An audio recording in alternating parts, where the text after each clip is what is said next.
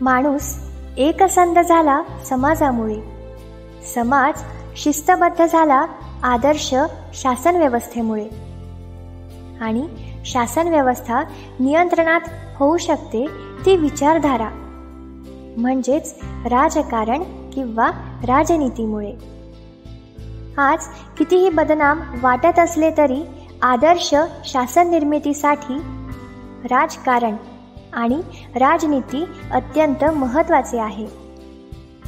हजारो वर्ष जगाच्या पाठीवर असे राजनैतिक विचार मांडणारे व्यक्ती आणि त्यांचे सिद्धांत यांचा परिचय करून देणारी साहित्य उत्सवची विशेष शृंखला ऐकणार आहोत निखिल देशमुख यांच्यासोबत.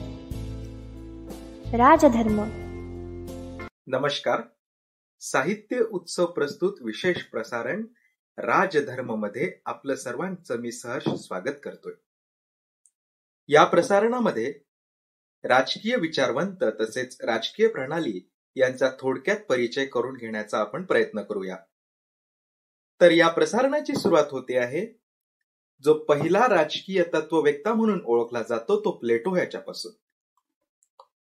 प्लेटो हा प्रसिद्ध तत्ववेत्ता सुक्रांत आणि सॉक्रेटिस ज्याला इंग्रजीत म्हटलं जातं याचा शिष्य. ही समृद्ध अशी गुरुशिष्य परंपरा आहे. सॉक्रेटिस, प्लेटो, अरिस्टॉटल, अलेक्झांडर म्हणजे त्याला SPAA म्हणून सुद्धा ओळखलं जातं. पाश्चिमात्य देशांना समृद्ध अशी राजकीय विचारवंतांची परंपरा लाभलेली आहे. त्याच परंपरेमधील Plato, Aristotle, Hegel, Rousseau, John Locke, J.S. Mill इत्यादी इत्यादी. राजकीय विचारवंतांची सुरुवात प्लेटो पासूनच का, सुक्रात पासून का नाही? तर सुक्रात यांचे विचार हे पूर्णतः तात्विक होते आणि प्लेटो ह्याचा जन्म ग्रीक म्हणजेच युनान म्हणून सुद्धा त्याला ओळखलं जातो येथील एका कुलीन परिवारात झाला. परिवार हा उमराव परिवारात जन्म झाला. परिवार त्याचा कुलीन होता. तसेच राजकीय घराण्याशी सुद्धा त्याच्या परिवाराचा संबंध होता. लहानपणीच अशा परिवारात जन्म झाल्यामुळे कला आणि साहित्य याच्याशी त्याचा घनिष्ठ संबंध आला. त्याला यामध्ये विशेष रस निर्माण झाला आणि विविध पुस्तके वाचण्याचा छंद त्याला लहानपणीच लागला. तसेच त्याला कवी बनायचे होते, परंतु त्याचे गुरु सुक्रांत किंवा सॉक्रेटिस यांना जी देहदंडाची शिक्षा त्या तत्कालीन शासनाकडून झाली त्याचाच एक राग मनात धरून किंवा निषेध म्हणून त्याने जे काही पुढे कार्य केलं ते राजकीय विचार म्हणून आज आपल्या पुढे आहे. तर काही ग्रंथ ज्याची रचना प्लेटो याने केली ती म्हणजे the republic, the statement, the laws आणि अशी बरीच पुस्तके त्याने लिहिली. त्यापैकीच एक म्हणजे अन अपॉलॉजीज.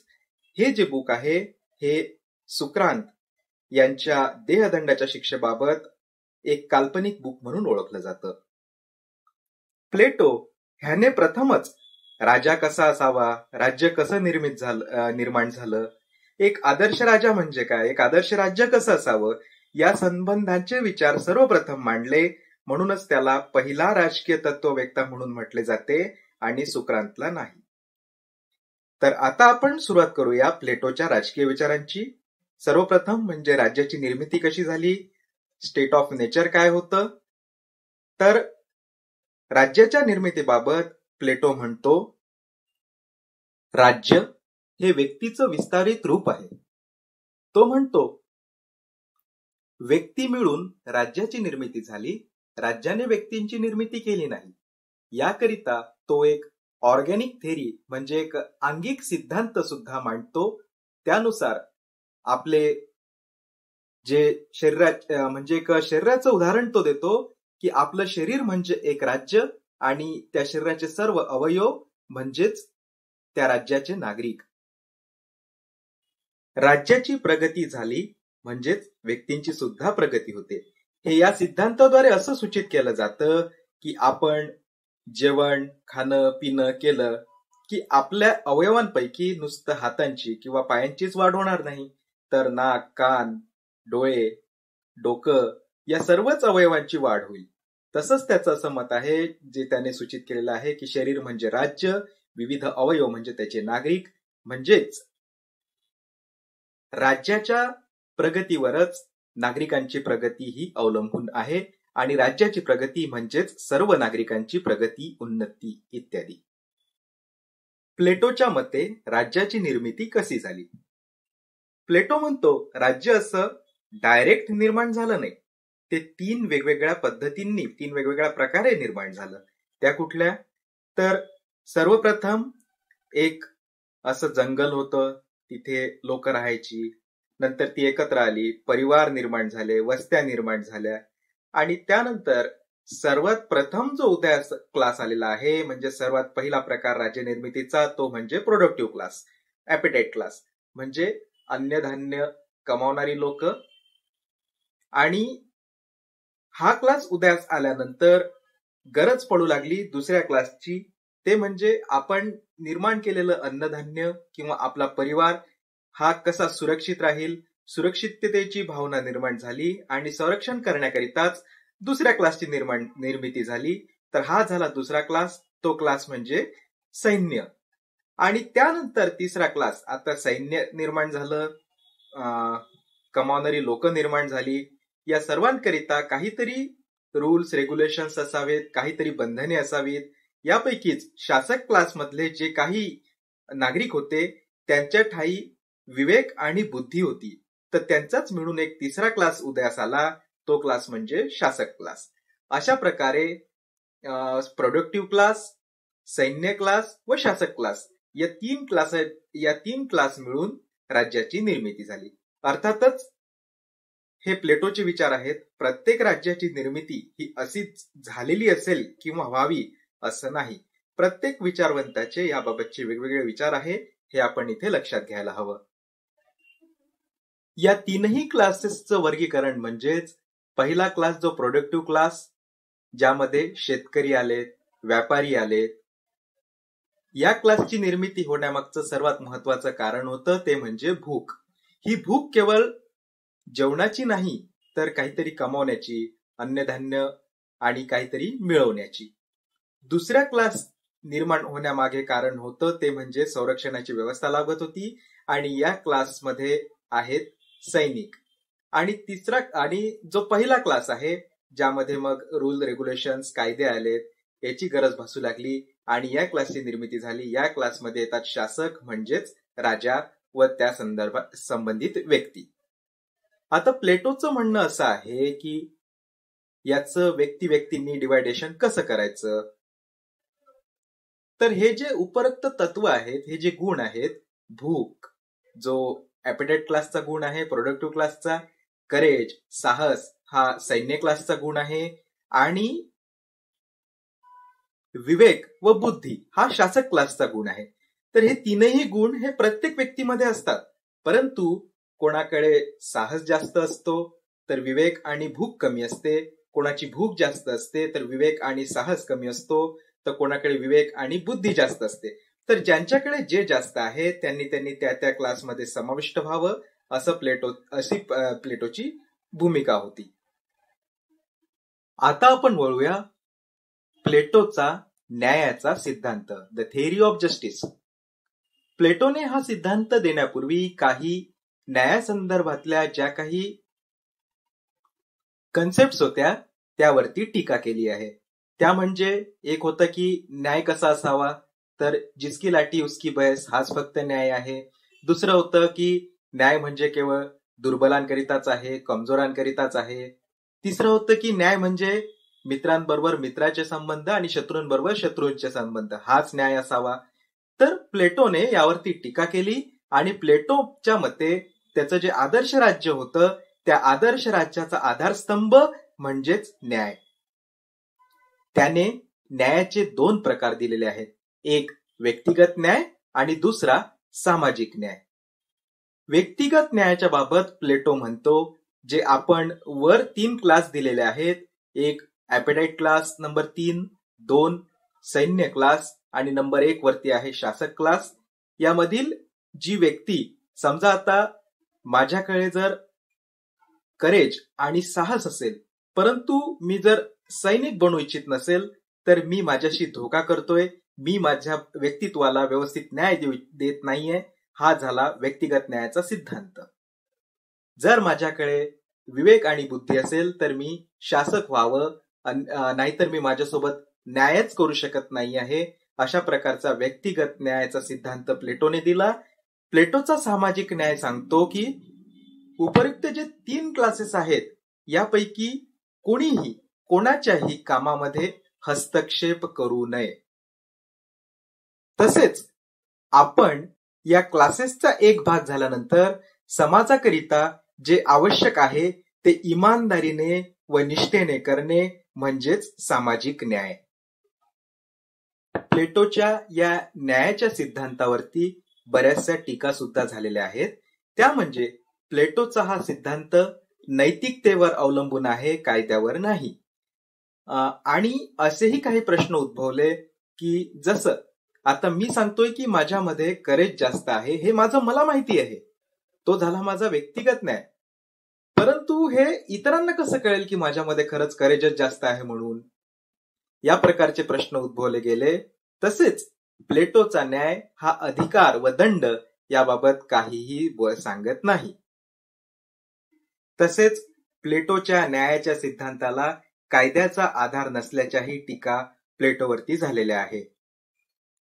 आता आपण बघूया प्लेटोचा जो फिलॉसॉफर किंग आहे, आयडियल स्टेटचा आयडियल किंग म्हणजेच आदर्श राज्याचा आदर्श राजा कसा निर्माण करावा याबाबत दिलेला शिक्षणाचा सिद्धांत, थेअरी ऑफ एज्युकेशन.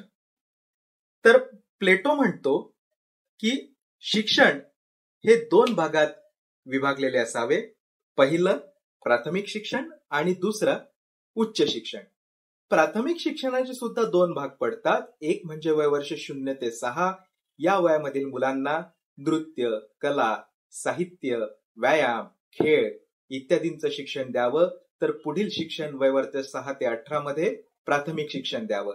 त्यानंतर 18 ते 20 मध्ये सैन्य शिक्षण द्यावं आणि त्यानंतर एक उच्च स्तरावरची परीक्षा होईल. त्या परीक्षेमध्ये जे कोणी पासआउट झालेले आहेत ते पुढील उच्च शिक्षणाकरिता क्वालिफाईड होतील आणि जे फेल झालेले आहेत त्यांना सैन्य शिक्षण असल्यामुळे त्यांना सैन्य क्लासमध्ये भरती करून घेतलं जावं. हे पुढील उच्च शिक्षण 15 वर्षांकरिता म्हणजे वयवर्ष 35 पर्यंत चालेल आणि त्यानंतर 15 वर्षांकरिता विविध असाइनमेंट्स म्हणजे वयवर्ष 35 ते 50 पर्यंत विविध प्रकारच्या असाइनमेंट्स, विविध प्रकारचे ट्रेनिंग, राज्याचा प्रत्यक्ष अनुभव, कारभार कसा करावा या संदर्भाचं ट्रेनिंग असेल. आणि त्यानंतर जे कोणी 50 वर्षानंतर फिलॉसॉफर म्हणून टीम एक गठीत केली जाईल, त्यापैकी कोणीही एक किंग म्हणून निवडला जाऊ शकतो. या टीम मधील मग हाही प्रश्न निर्माण होतात की एकच कोणी कसा निवडावा. याबाबत प्लेटो म्हणतो की ही जी टीम असेल यांना कुठल्याही प्रकारचा लोभ किंवा आकस नसेल.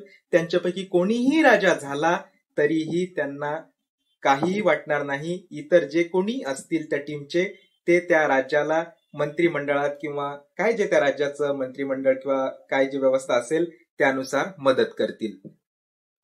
अशा प्रकारे हा 50 वर्षाचा एक एज्युकेशन प्लॅनच प्लेटोने फिलॉसॉफर किंग निर्माण करण्यासाठी दिलेला आहे. कारण त्याचं एक कोटेशन होतं की either king should be a philosopher or king should learn philosophy. म्हणजेच एक तर राजा तत्वज्ञानी दार्शनिक असावा किंवा नसेल तर त्याने तत्वज्ञान शिकून घ्यावे. आणि हे का आलं असावं तर त्याचे गुरु सॉक्रेटिस यांची जी हत्या केली गेली त्याच्यावरती एक सखोल असा परिणाम झाला आणि त्यामुळेच त्याने ही थेरी दिली. आपण एक गोष्ट इथे लक्षात घ्यायला हवी की प्रत्येक विचारवंत हा एक काळाचं अपत्य असतं. त्या काळामध्ये किंवा ती जशी परिस्थिती असेल त्यानुसार त्याचे विचार हे निर्माण होतात आणि तेच विकसित होतात. आणखी एक प्रसिद्ध असं कोटेशन प्लेटोचं जे लक्षात ठेवण्यासारखं आहे ते म्हणजे शिक्षण हे मानसिक रोगावरील एक मानसिक उपचार आहे. याचा अर्थ आपण वेगवेगळ्या ठिकाणी वेगवेगळा घेऊ शकतो. जसं की सुरुवातीला जी लहान मुलं असतात, वयवर्ष 6, 7, 5 नंतरची, त्यांच्यामध्ये काही प्रकारच्या निगेटिव्हिटी असतात. जसं की हे मला जमेल का, हे मला कसं करता येईल, या निगेटिव्हिटी बाहेर काढणे म्हणजेच हे जे मानसिक रोगी म्हणून आपण जसं समजतो तसे मानसिक रोगी नाही, परंतु या निगेटिव्हिटी बाहेर काढणे म्हणजेच त्या मानसिक रोगी जे आहेत, जे प्लेटो संबोधतो, त्या दूर करणे म्हणजेच एक मानसिक त्यांना मनोबल देणे. म्हणूनच त्याने या कोटेशनचा वापर केलेला आहे. पुढील थेरी आपण बघूया, प्लेटोचा साम्यवाद. आता आपण जो साम्यवाद बघतोय तो आणि प्लेटोचा साम्यवाद यामध्ये बहुधा खूपच फरक आहे. तर प्लेटोचा साम्यवाद हा 2 प्रकारचा होता, एक संपत्तीविषयीचा आणि दुसरा पत्नीविषयीचा. संपत्तीविषयीच्या साम्यवादाबद्दल प्लेटो म्हणतो की जो ॲपेटेट क्लास आहे, तिसरा क्लास, त्यांनाच फक्त संपत्ती मिळवण्याचा आणि ती जमा करण्याचा अधिकार असावा. सैन्य क्लासला फक्त गरजेपुरती संपत्ती मिळवण्याचा आणि जमा करण्याचा अधिकार असावा, तर शासक क्लासला कुठलाही अशा प्रकारचा अधिकार नसावा. कारण त्याचं जे आदर्श राज्य आहे ते आदर्श राज्यच एका नैतिकतेच्या बळावरती निर्माण त्याने केलेला आहे. आणि जर संपत्तीचा अधिकार त्यांना दिला तर भ्रष्टाचारासारख्या गोष्टी वाढू शकतात आणि त्यामुळे राज्याचं अधःपतन होऊ शकतं. या प्रकारची भीती कदाचित प्लेटोला असावी. म्हणून प्लेटोचा साम्यवाद हा वैयक्तिक संपत्ती मिळवण्याचा किंवा जमा करण्याचा अधिकार वरील क्लासला देत नाही. प्लेटोचा परिवार किंवा पत्नीबद्दलचा साम्यवाद. या साम्यवादावरती बहुतेक लोकांनी कळकळून टीका केलेल्या आहेत आणि सर्वात मोठा टीकेकार म्हणजेच एरिस्टॉटल. प्लेटोचा हा साम्यवाद सांगतो की फक्त ॲपेटाईट क्लासलाच परिवाराची आणि पत्नीची मुभा असेल, इतर क्लासला ती नसेल. त्याकरिता त्याने पत्नीचा म्हणजेच परिवाराच्या साम्यवादाची व्याख्या केलेली आहे. मग त्यांच्यापासून झालेल्या मुलांचा सांभाळ, पालन पोषण हे राज्याने करावं असं प्लेटो म्हणतो. हा प्लेटोचा पत्नीविषयक साम्यवाद त्यावेळी नाही, त्यानंतरही नाही आणि आजही व्यावहारिक असा वाटतच नाही. आता आपण बघूया पुढील आणि आपल्या या मालिकेतील शेवटचा भाग म्हणजेच प्लेटोची फिलॉसॉफी, त्यामध्ये ॲलिगरी ऑफ केव. प्लेटो म्हणतो जग आपल्या समोर हे 2 रूपांमध्ये असतं. एक म्हणजे भौतिक जग आणि दुसरं म्हणजे आदर्शवादी जग. या त्याच्या 2 कल्पना आहेत. भौतिक जगातील सर्व गोष्टी या इनपरफेक्ट असतात, म्हणजे अपरिपूर्ण असतात, तर आदर्शवादी जगातील प्रत्येक गोष्ट ही परिपूर्ण असते. भौतिक जगातील गोष्टी आपण आपले जे 5 सेन्सेस आहेत त्याद्वारे ओळखू शकतो, बघू शकतो, परंतु आदर्श जगातील गोष्टी ओळखण्याकरिता आपले सेन्सेस उपयोगाला येत नाहीत.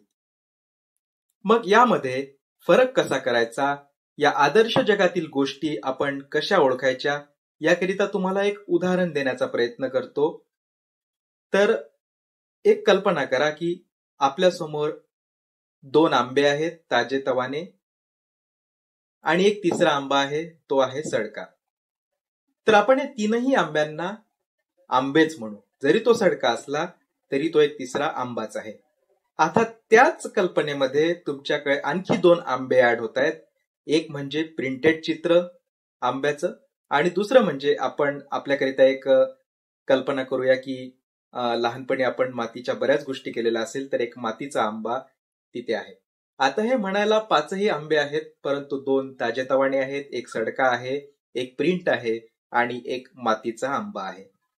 आता इथे आपण आपला भौतिकवाद आणि आदर्शवादाचा सिद्धांत वापरून अवयव आपल्याला हे कळेल की हे सर्व आंबे आहेत, परंतु यापैकी खाण्यास योग्य कुठला, हे आपल्याला कुठला अवयव सांगेल? हात, डोळे, कदाचित होऊ शकते डोळे सांगतील, हात सांगेल, परंतु जो सडका आंबा आहे आणि जो मातीचा आंबा आहे याचा डिफरन्स हा खाण्यास योग्य आहे की नाही हे डोळे आणि हात हे कसे सांगतील?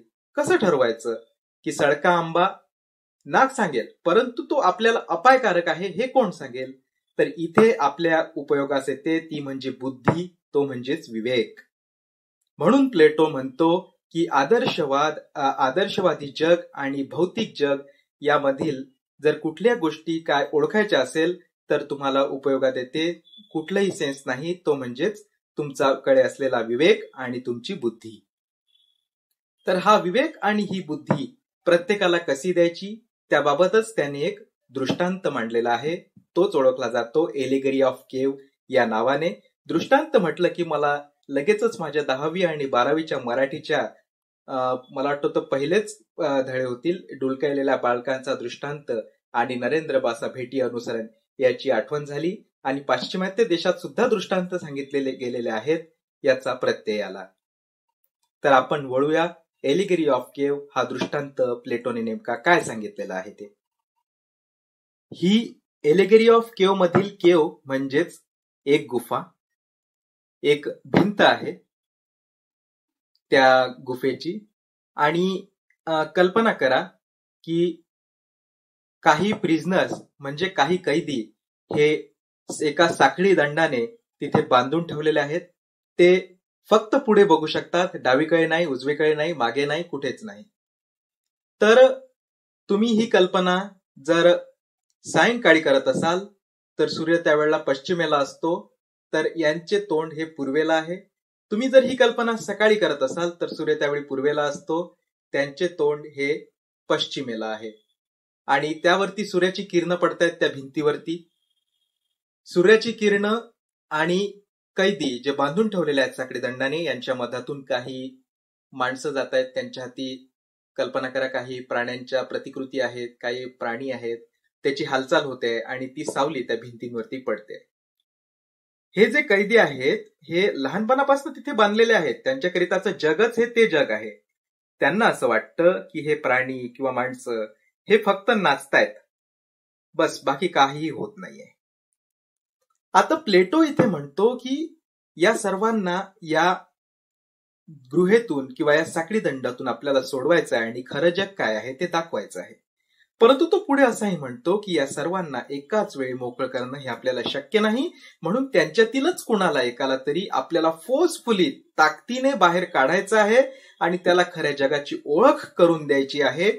आणि ती त्याला पटल्यानंतर तोच त्या गुहेत परत जाईल आणि आपल्या साथीदारांना मोकळं करेल आणि त्यांना खऱ्या जगाची ओळख ही करून देईल. मग त्यापैकी एका कैद्याला बाहेर काढलं जातं फोर्सफुली. बाहेर निघताना अचानक सूर्याची किरणे त्याच्या डोळ्यावर पडतात, त्याचे डोळे चमकतात, त्याला खूप त्रास होतो. बाहेर जगात आल्यानंतर त्याला तिथे ऍडजस्ट करायला खूप त्रास जातो, परंतु त्याचे डोळे लख्ख उघडतात की या ज्या गोष्टी आपण बघत होतो ही म्हणजे सावली होती आणि खऱ्या गोष्टी या खरोखरच या जगात वेगळ्या प्रकारे उपलब्ध आहेत. या गोष्टी वेगळ्या प्रकारे अस्तित्वात आहेत. हा जो प्रवास आहे त्याचा गुफेतून बाहेर निघण्यापासून ते या नवीन व्यक्तींची किंवा नवीन जगाची ओळख करून घेण्यापर्यंतचा हा एक खूप पेनफुल प्रवास असतो, खूप दुःखदायी असतो. आणि मग त्याला एक अशी आशा निर्माण होते की मला जे कळलंय, मला जे गवसलंय ते मी माझ्या साथीदारांना सांगावं, त्यांना सुद्धा त्या चुकीच्या जगातून मोकळं करावं. त्याकरिता तो गुहेत जाण्याचा प्रयत्न करतो, परंतु अडखळतो, कारण सूर्यप्रकाशाला त्याची डोळे आता एक सरावलेले असतात आणि गुफेत जाताना तो तडफडतो. येथील जे गुफेतील लोक आहेत त्यांना वाटतं की आपला हा मित्र काहीतरी वेगळंच करायला गेला होता, आता त्याला नीट चालता सुद्धा येत नाही आहे, बघा त्याची अवस्था त्याने काय करून घेतलेली आहे. परंतु तो गुफेत जाऊन जेव्हा नवीन जगाविषयी त्याच्या साथीदारांना सांगतो त्यावेळी ते साथीदार त्याची खिल्ली उडवतात आणि त्याचा विरोध करतात. परंतु तो इन्स्टिस्ट करत राहतो, तर एक वेळ अशी येते की त्याचे ते सर्व साथीदार मिळून त्याला मारून टाकतात. याचा संदर्भ म्हणजेच आपण असं म्हणू शकतो की प्लेटोचे गुरु सॉक्रेटिस यांना जी मृत्यूदंडाची शिक्षा झालेली होती या संदर्भात आहे. ते जनजागृती करत होते समाजामध्ये तेथील आणि तेथील राजकीय व्यवस्थेने त्यांना मृत्यूदंडाची शिक्षा दिली होती. आणि या दृष्टांतामधूनच आपण एक समजून घेऊया की हा दृष्टांतच म्हणजेच जे एलेगिरी ऑफ केव्ह मध्ये अडकलेले व्यक्ती आहेत, ते म्हणजे त्यांच्या वेगळ्या रूढी परंपरा आहेत, वेगळा त्यांचा जगाविषयीचा एक दृष्टिकोन आहे, ते बदलणे आणि त्यांना शिक्षणाच्या मुख्य प्रवाहात आणणे हेच होते. लहान मुलांकरिता तर त्याने शिक्षणाचं सर्व दिलेलं आहे, परंतु जे आधीपासूनच जखडलेले आहे त्यांना शिक्षित कसं करावं, त्यांना विवेकी कसं बनवावं, याकरिताचा हा दृष्टांत प्लेटोने दिला होता. आता याच्याशी संबंधित म्हणजे त्या ज्या एका व्यक्तीला जबरदस्तीने बाहेर काढलं गेलं, त्याच्याकरिता नवीन जगात येऊन ऍडजस्ट होणे हे फार दुःखदायक होतं. सुरुवातीला सूर्यप्रकाशाने त्याचे डोळे चमकले, तो गरगरला. हेच म्हणजे शिक्षण. शिक्षण हे खूप पेनफुल असतं असं प्लेटोचं मत आहे. परंतु या पेनफुल शिक्षणाने जो माणूस धष्टपुष्ट होतो तो खरा विवेकी बनतो, असंही त्याचं पुढे मत आहे. आणि मग तो म्हणतो की हा जो साथीदार एक त्यांच्यामधून निघून त्या गुहेत गेला होता आणि इतरांनी त्याचा वध केला, त्यामुळे त्याचं असं मत आहे की त्या गुहेमध्ये जाण्याकरिता त्या साथीदाराने जाऊ नये. त्या साथीदाराने एक फिलॉसॉफर म्हणून तर जावेच, पण एक फिलॉसॉफर किंग म्हणून जावे, जो की त्यांच्यावरती शासन करू शकेल, त्यांना ऑर्डर देऊ शकेल, आणि ते व्यक्ती मग त्याचं ऐकून त्या गुफेतून बाहेर येतील, म्हणजेच विवेकी आणि बुद्धिवान होतील. असं हे प्लेटोचं आदर्शवादी राज्य निर्माण होईल. हे आदर्शवादी राज्य निर्माण करण्याकरिता त्या गुफेमध्ये फिलॉसॉफर किंगनेच का जावं? कारण प्लेटोचा जो आदर्शवादी राजा आहे हा निरंकुश आहे, एकमेव सत्ताधीश आहे, सर्व सत्ता त्याच्याकडे अडकलेली त्याच्या हातात आहे, आणि अथक 50 वर्षांचं शिक्षण घेऊन तो एक राजा झालेला आहे. प्लेटो म्हणतो की त्याच्याकडे संपत्ती असू नये, त्यामुळे तो राजा होईल, एक निरंकुश सत्ता गाजवेल, म्हणजे त्या राज्यातील प्रत्येकाला तो शिक्षित करेल, म्हणजेच ती जी अज्ञानाची गुफा आहे एलेगिरी ऑफ केव्ह त्यामधून बाहेर काढेल, आणि अशा प्रकारे राज्याची प्रगती होईल, उन्नती होईल. म्हणजेच इथे जो आंगिक सिद्धांत जो सुरुवातीला आपण बघितला तो सुद्धा आहेच. तसेच हा विवेकी राजा प्रत्येक नागरिकाला विवेकी बनवेल आणि एक आदर्श राज्य जे प्लेटोच्या मनात होतं त्या आदर्श राज्याची निर्मिती होईल. आता हे झाले प्लेटोचे विचार. यामध्ये काही विकनेसेस आहेत, काही यामध्ये स्ट्रॉंग पॉइंट्स आहेत. हा प्रत्येक विचारवंताचा विचार करण्याचा एक प्रकार आहे. तसेच हे प्लेटोचे विचार होते, त्याच्या विचारांतलं एक आदर्शवादी राज्य आणि एक आदर्शवादी राजा हे आपण समजून घेतलं. हे राज्य असंच निर्माण झालं असावं किंवा असा आदर्श राजा कोणी असावा याबाबत असेलच असं आपण खात्रीदायक सांगू शकत नाही.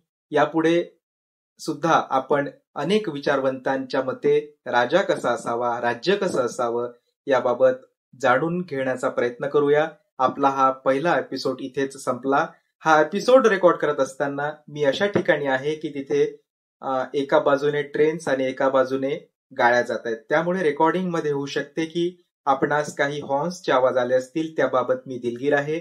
यामध्ये काही उणिवा किंवा काही चुका झाल्या असतील तर त्याबाबत मी माफी मागतो. एक कुठलाही विचारवंत कमी वेळेत मांडणे हे माझ्याकरिता जवळजवळ अशक्य होते, त्यामुळे काही पॉइंट्स यामधले मला स्किप करावे लागले. जे महत्वाचे आहेत ते मी आपल्यासमोर मांडण्याचा प्रयत्न केलेला आहे. काही चुका किंवा उणिवा झाल्या असतील तर त्याबद्दल पुन्हा एकदा माफी मागतो आणि आपल्या प्रतिक्रियांची वाट पाहतो. खूप खूप धन्यवाद. दर्जेदार साहित्याचा आणि कलाकृतींचा आस्वाद घेण्यासाठी जॉईन करा साहित्य उत्सव व्हॉट्सअप किंवा टेलिग्राम ग्रुप. जॉईन करण्यासाठी संपर्क करा 98 81 60 20 25 या क्रमांकावर. संपर्क क्रमांक पुन्हा एकदा 9881 60 2025. साहित्य उत्सव हे यूट्यूब चॅनल आजच सबस्क्राईब करा. साहित्य उत्सवच्या फेसबुक पेजला जरूर भेट द्या, कारण ज्ञान आणि मनोरंजन यांचं अतूट नातं म्हणजे साहित्य उत्सव.